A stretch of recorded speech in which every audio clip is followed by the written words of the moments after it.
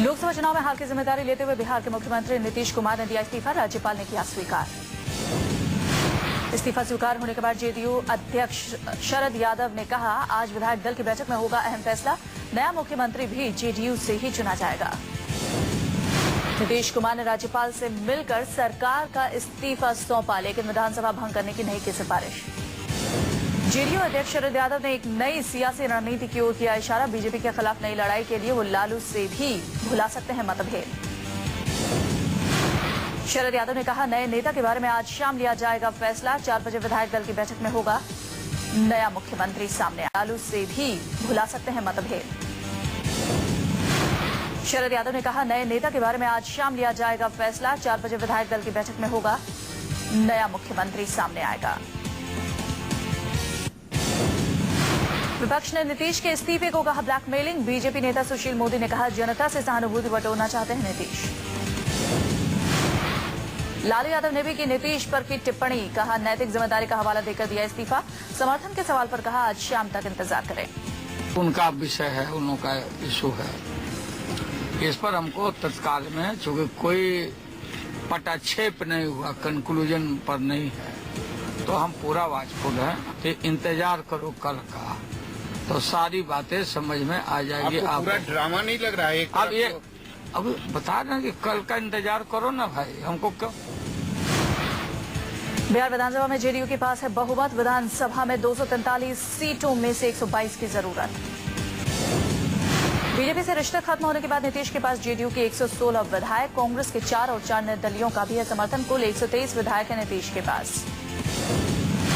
नीतीश ने लोकसभा चुनाव में करारी हार के बाद इस्तीफा देने का लिया फैसला। बीजेपी से गठबंधन टूटने की कीमत जेडीयू को पड़ी चुकानी। लोकसभा चुनाव में 2 सीटों से करना पड़ा संतोष। इस्तीफा सौंपने के बाद नीतीश ने कहा, बिहार में पार्टी के चुनाव अभियान का कर रहा था नेतृत्व। परिणाम अपेक्षा के अनुरूप नहीं होने के कारण मुख्यमंत्री पद से दिया इस्तीफा। बहुमत एक बार तो विश्वास मत के दौरान और उसके बाद बार बार ये बात स्पष्ट हो गई, बहुमत का कोई संकट नहीं है, इसलिए सरकार चाहे तो रह सकती है, उसमें कोई कठिनाई। भारतीय जनता पार्टी से अलग होने के फैसले को भी नीतीश ने ठहराया सही। कहा, फैसला एकदम सही था, कोई फायदे के लिए गठबंधन नहीं टूटा था। नीतीश ने कहा, जनादेश का होना चाहिए सम्मान। आशा है कि चुनाव प्रचार के दौरान किए गए वायदे सरकार करेगी पूरा। हम लोगों को भी अच्छे दिन आने का अनुभव होगा। जेडीयू के विधायकों में 2 फाड़। कुछ विधायकों ने पार्टी की हार के लिए नीतीश को ठहराया जिम्मेदार। कहा, हार के लिए 7 वरिष्ठ नेता जिम्मेदार। लोकसभा चुनाव के साथ कराए गए विधानसभा उपचुनाव में भी जेडीयू को मिली थी करारी शिकस्त। पार्टी को सिर्फ 1 सीट पर ही मिली थी कामयाबी। आरजेडी ने 3 और बीजेपी के खाते में गई थी 1 सीट। भारत के भावी प्रधानमंत्री नरेंद्र मोदी शनिवार को पहुंचे बनारस। जनता को जीत के लिए कहा शुक्रिया। कांग्रेस पर भी कसा तंज। कहा, पहली बार गठबंधन से बनेगा विपक्ष। मोदी ने बनारस में किया गंगा पूजन और फिर दशाश्वमेध घाट पर की गंगा आरती। बीजेपी अध्यक्ष राजनाथ सिंह और यूपी प्रभारी अमित शाह भी थे मौजूद। मोदी ने अपने भाषण में वाराणसी की धरती को किया नमन। कहा, मुझे बनारस की जनता से मिलने का मिल गया सौभाग्य। मेरे मुंह पर लगा था ताला, इसलिए मैं आपसे किया था मौन संवाद स्थापित। मोदी ने कहा, जो बिना मांगे परोसे उसे मां कहते हैं। अब गंगा मां ने मुझे बुलाया है और मुझे आशीर्वाद दिया। अब मैं इस धरती का बेटा बन गया।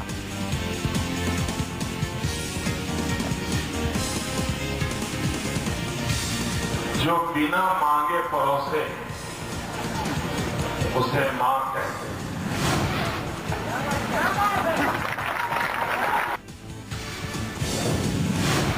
बनारस की जनता से मोदी ने कहा, मैं यहाँ पर कुछ करने आया हूँ। मां गंगा के निर्देशन में करूंगा काम। गंगा की सफाई के मुद्दे पर भी कहा, बदलने का वक्त आ गया। गंगा के किनारे खड़े होकर के संकल्प करके जाना है कि काशी की पहली हमारी जिम्मेवारी है, अब हम काशी को गंदा नहीं होने देंगे। बनारस में मोदी ने भी कहा, काशी को आध्यात्मिक पहचान दिलाए बिना भारत जागरूक नहीं हो सकता। काशी को विश्व स्तरीय बनाने में मदद करने के लिए लोगों से भी की अपील। बनारस में मोदी के पहुंचने से पहले समर्थकों का उमड़ा हुआ था भारी हुजूम। मोदी के साथ पार्टी अध्यक्ष राजनाथ सिंह भी थे मौजूद। नरेंद्र मोदी ने पार्टी अध्यक्ष राजनाथ सिंह के साथ काशी विश्वनाथ मंदिर में की विधिवत पूजा अर्चना। पंडितों ने मंत्रोच्चार के बीच रुद्राभिषेक की संपन्न करवाया। नरेंद्र मोदी के संसदीय क्षेत्र वाराणसी में जीत का प्रमाण पत्र लेने पहुंचे उनके आधिकारिक प्रतिनिधि काकू भाई ने जनता को दिलाया भरोसा। कहा, बनारस का विकास मणिनगर की तर्ज पर ही होगा। काकू ने कहा, प्राचीनतम नगरी को उसकी भव्यता के साथ किया जाएगा विकसित। ब्लूप्रिंट कर लिया गया तैयार। 3,71,000 वोटों से मिली थी नरेंद्र मोदी को बनारस में जीत। लोकसभा चुनाव में शानदार जीत के बाद दिल्ली में हुई बीजेपी संसदीय दल की बैठक। 20 मई को फिर होगा मंथन। शपथ ग्रहण की तारीख अभी तय नहीं। 20 मई को संसदीय बोर्ड की बैठक में चुना जाएगा संसदीय दल का नेता। राजनाथ सिंह ने कहा, मीडिया में जो कयास लगाए जा रहे हैं वो गलत है। राजनाथ सिंह ने दी जानकारी। 20 मई को बीजेपी संसदीय दल का नेता चुनने के बाद एनडीए की भी होगी बैठक। इसके बाद ही अगली सरकार का खाका हो सकेगा साफ।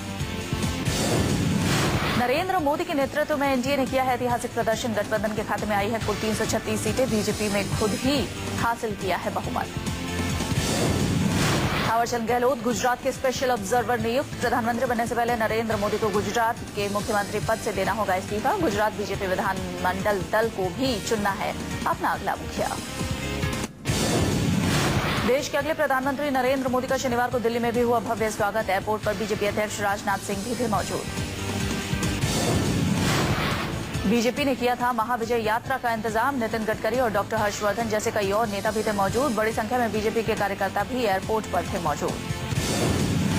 मोदी की विजय यात्रा में समर्थकों का सैलाब। ढोल नगाड़ों के बीच मोदी मोदी का नारा लगा रहे थे समर्थक। मोदी भी सुरक्षा घेरे से बाहर निकलकर लोगों से मिला रहे थे हाथ। गीत संगीत के बीच बीजेपी मुख्यालय पहुंचे थे नरेंद्र मोदी। 7 सीट देने के लिए दिल्ली के वोटर्स का कहा शुक्रिया। रास्ते में लोगों से मिलने के लिए मोदी ने गाड़ी से बाहर निकलकर स्वीकार किया अभिवादन। 30 साल पुराने सारे समीकरण को मोदी ने बदला। 1984 के बाद देश में एक पार्टी को मिला पूर्ण बहुमत। नरेंद्र मोदी के प्रधानमंत्री की कुर्सी तक पहुंचते ही तमिलनाडु की सीएम जयललिता ने दी मोदी को बधाई। जयललिता ने मोदी को पत्र लिखकर दी शुभकामनाएं। कहा, नई सरकार में केंद्र और तमिलनाडु के बीच आपसी सहयोग के नए युग की शुरुआत होगी। देश की जनता एनडीए को सत्ता देकर पछताएगी। यूपी में सूपड़ा साफ होने के बाद मायावती ने कहा, अगर उन्होंने अपने वायदों को पूरा नहीं किया तो हमारी पार्टी इन्हें चैन से नहीं बैठने देगी। मायावती ने अपनी हार के लिए कांग्रेस को भी ठहराया जिम्मेदार। कहा कि कांग्रेस के खिलाफ जनता का गुस्सा दूसरे दलों को झेलना पड़ा। हार के बाद भी अमित शाह पर मायावती ने साधा निशाना। कहा, चुनाव को सांप्रदायिक रंग दिया और घिनौने हथकंडे अपनाए। मुस्लिम वोट कम बड़ा हिस्सा समाजवादी पार्टी को मिला।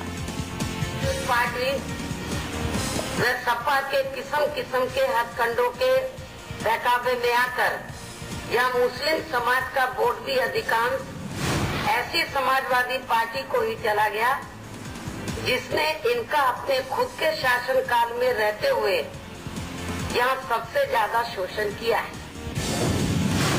असम के मुख्यमंत्री तरुण गोगोई ने नरेंद्र मोदी को चुनाव में मिली भारी सफलता पर दी बधाई। कहा, मोदी से राज्य की जनता को बड़ी उम्मीद। उनके नेतृत्व में देश नई ऊंचाई छुएगा।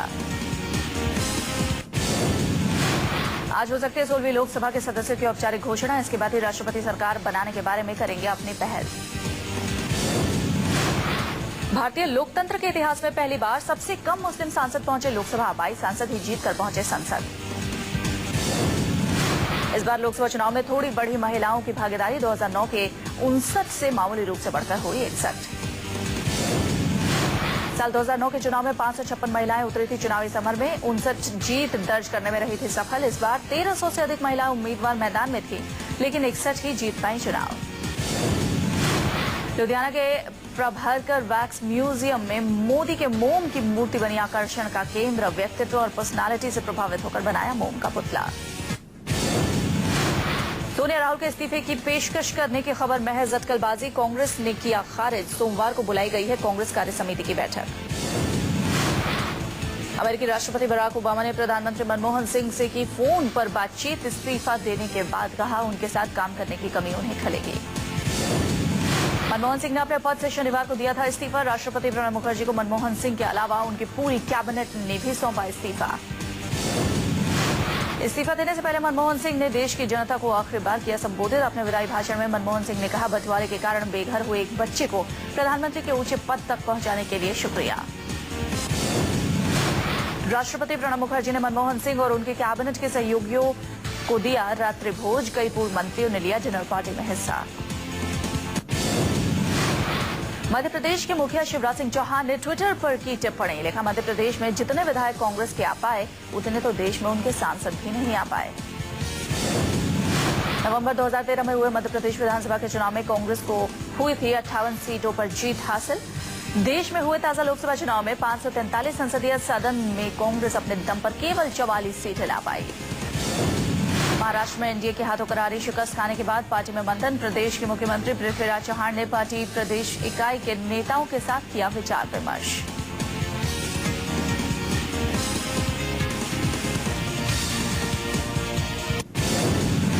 चुनावी रण क्षेत्र के बाद अब पीएमओ में भी दिखा चाय का उबाल। 29 अप्रैल को पीएमओ में जारी हुआ था चाय की क्वालिटी को लेकर सर्कुलर।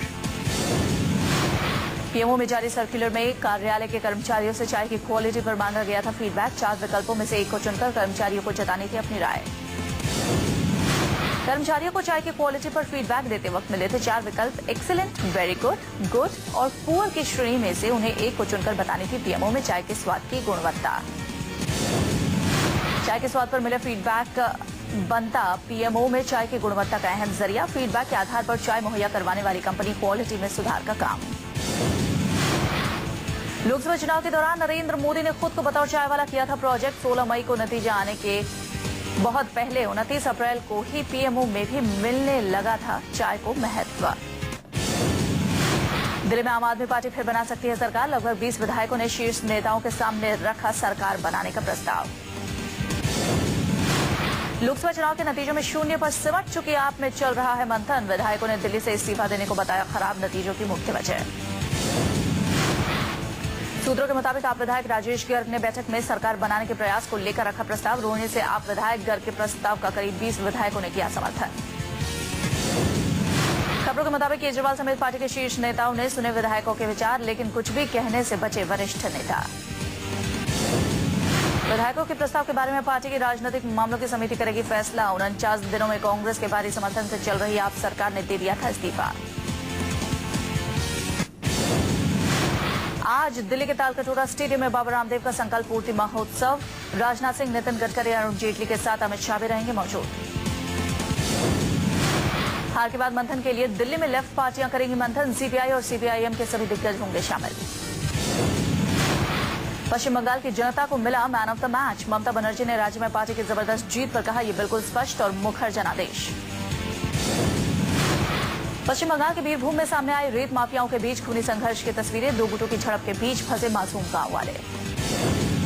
रेत माफियाओं के बीच बालू घाट पर कब्जे को लेकर हुई झड़प में खुलेआम हुई गोलीबारी और बमबारी। 2 दर्जन से ज्यादा लोगों के घायल होने की खबर।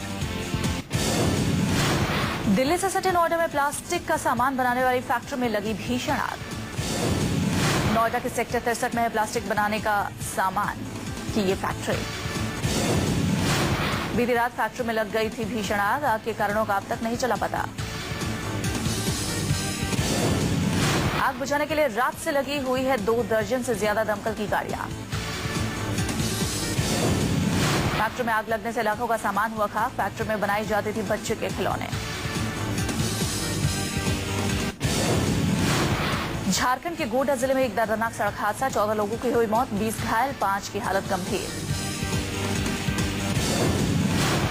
बारातियों से भरी बस एक पेड़ से सीधी और जोरदार टक्कर होने के कारण यह हादसा हुआ। मरने वालों की संख्या में हो सकता है इजाफा। गोड्डा के उपायुक्त राजेश शर्मा ने 14 लोगों के मारे जाने की पुष्टि की। मरने वाले लोगों के परिवार को 10-10 लाख हजार रुपए की आर्थिक सहायता देने की घोषणा। सरकारी योजना का भी दिया जाएगा लाभ। घटना झारखंड की राजधानी रांची से करीब 450 किलोमीटर दूरी पर हुई। मरने वाले सभी लोग स्थानीय बरौना गांव के। तेज गति से जा रही बस के अनियंत्रित होने से रास्ते में भरौंदा गांव के पास हुई घटना। सभी 14 शवों का स्थानीय सदर अस्पताल में पोस्टमार्टम कराकर उनके घर वालों को सौंप दिया गया। 5 लोगों को बेहतर इलाज के लिए बिहार के भागलपुर भेजा गया। गुजरात के भरूच में 4 गाड़ियों में टक्कर, 8 लोगों की मौत। अंकलेश्वर के पास पनोली में हुआ हादसा। एक के बाद एक 4 गाड़ियां एक दूसरे से टकरा गई। आपस में भिड़ गए ट्रक, टैंकर, बस और जीप।